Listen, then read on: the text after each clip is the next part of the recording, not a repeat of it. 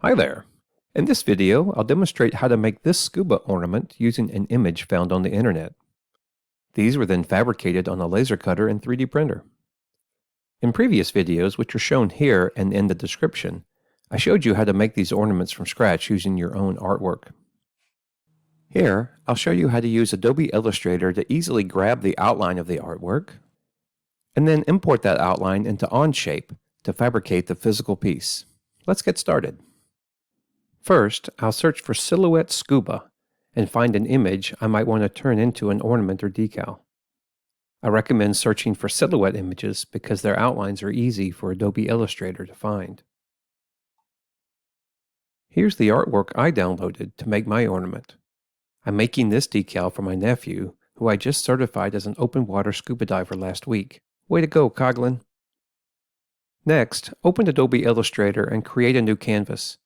I'll design my ornament in inches, so I'll make sure to set the unit accordingly. The canvas size here does not matter, but mine is 24 by 12 inches to match my laser cutter platform. Finally, set the color mode to RGB.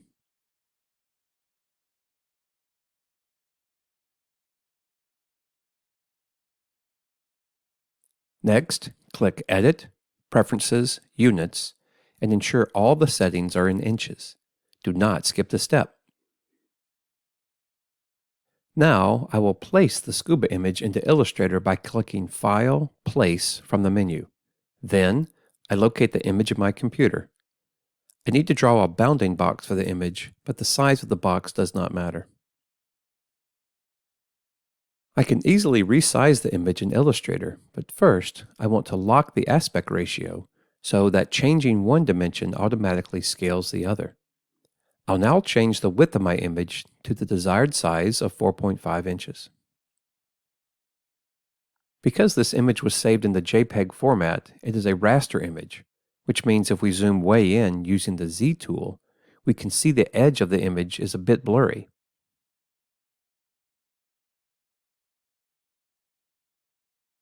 For 3D printing and laser cutting, we'll need to convert this to a vector image, which means the edges will be well defined by mathematical equations. This will make it possible to manipulate with our CAD software. Illustrator makes this step a breeze. Here's how. First, from the menu, select Window, Control, and press the Image Trace button. Then, from the menu, click Window, Image Trace to open the Settings window. Here, you can play around with some of the trace settings. For example, we can change the preset to silhouette. We can also change how we view the results.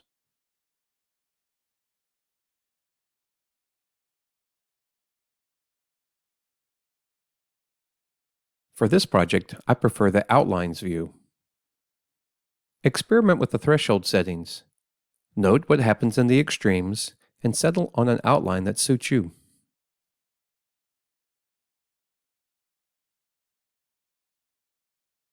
Show the advanced settings for more control. Experiment with a number of paths to get a more or less abstract outline.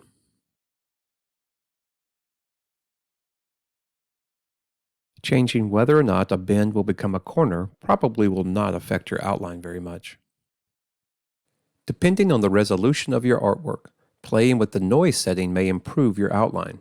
The lower the resolution, the lower your noise setting should be. Notice if I make my noise setting too high, I lose some structure in my outline, so I'll leave it at 86 pixels.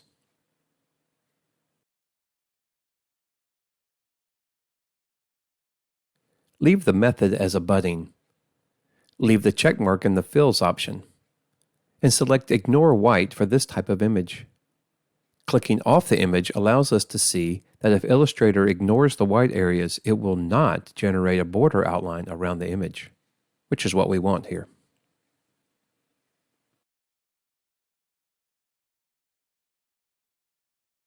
Finally, press the Expand button to generate the outline paths. And just like that, Illustrator has created an outline around my image, which is so cool. However, because the outline is blue and the image is black, we can't see the results very easily. So, press Ctrl-Y or Command-Y on a Mac to see the outline view. Press Ctrl Y to toggle back to the regular view. Another way to see the outline is to change the color of the outline by changing the color of its stroke. Do so by selecting the image using the V tool and changing the stroke color and width as desired.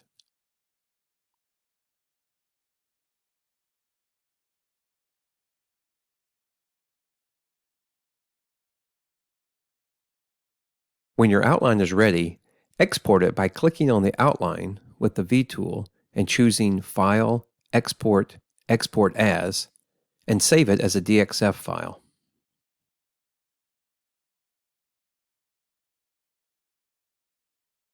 Be sure to set the CAD version to R13 LT95, set 1 inch equal to 1 unit, select the 8-color PNG option, select Preserve Appearance, and check Export Selected Art Only.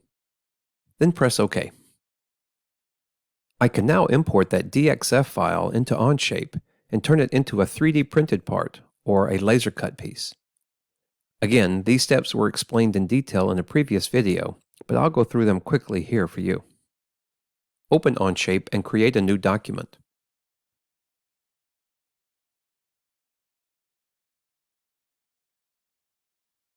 Ensure the workplace units are in inches.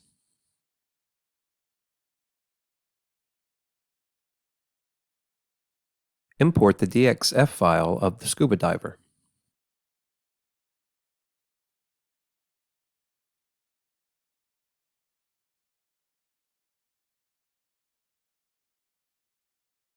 Return to the Part Studio and create a new sketch on the top work plane.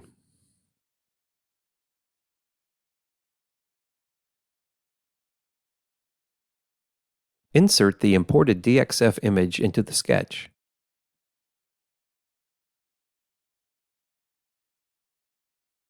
I will now add a hole to the top of my ornament by drawing a circle whose diameter is 3.66 millimeters. This hole size is perfect for the number 4 screws common in my robotics lab. I'll make the surrounding material with the offset tool and set the thickness to 1.5 millimeters. Now we can simply move the circle ring on top of the ornament.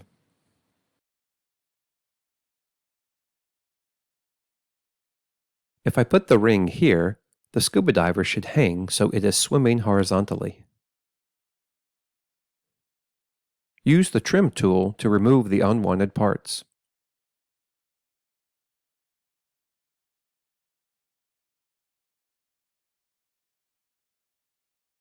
If you decide later on that you want the hole to be smaller or larger, you can change it easily by double-clicking on the hole dimension and entering a new value. Notice the offset changes as well, which is handy.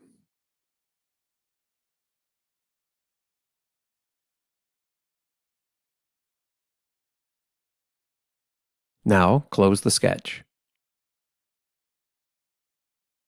Next, extrude the diver, giving it a thickness of 2.1 millimeters, which will make the ornament 7 layers thick at low resolution on the 3D printer.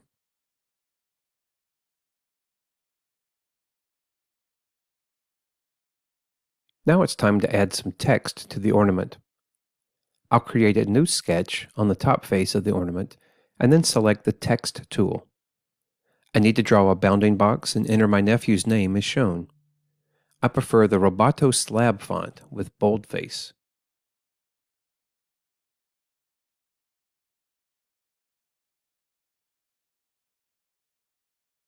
I'll make another text box with the abbreviation for Open Water Diver and the date.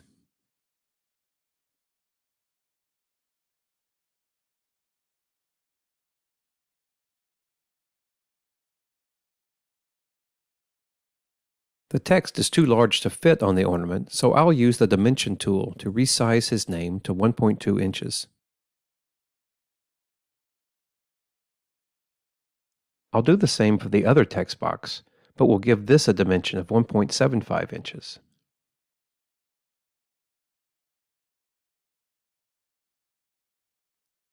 Highlight both text boxes and then use the transform tool to rotate them by 20 degrees.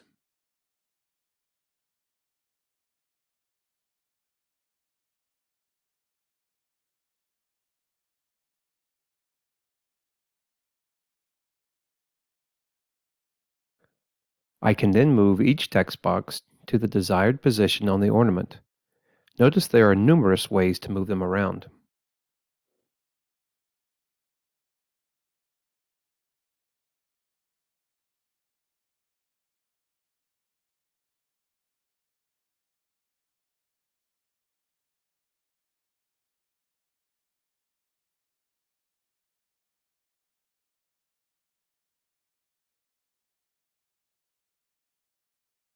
I'm finished with this sketch, so I'll close it now.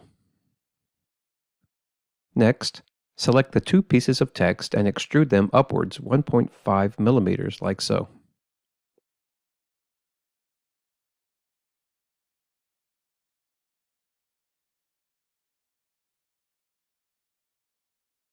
Now, all that's left to do is export this part so we can 3D print it. Doing this is simple. In the Parts section, click on Part 1, and then right-click on the highlighted part and select Export. Next, name your part, select the STL format, and choose millimeter units because most 3D printers assume you are working in millimeters.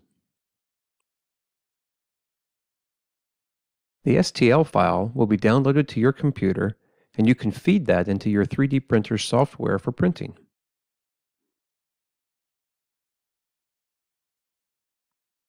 If you want to make an ornament that can be cut out on a laser cutter, follow these steps. Open Sketch 2, right-click on the text and select Edit Text. Choose the Alberta stencil font, which is generally better for laser cutting. Repeat for the other text box.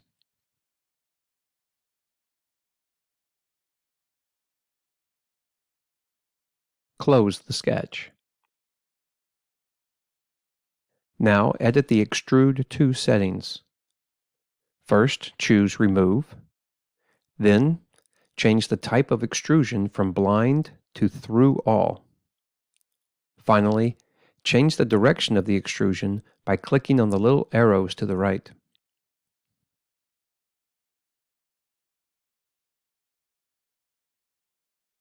You are now ready to export the face of the ornament for laser cutting.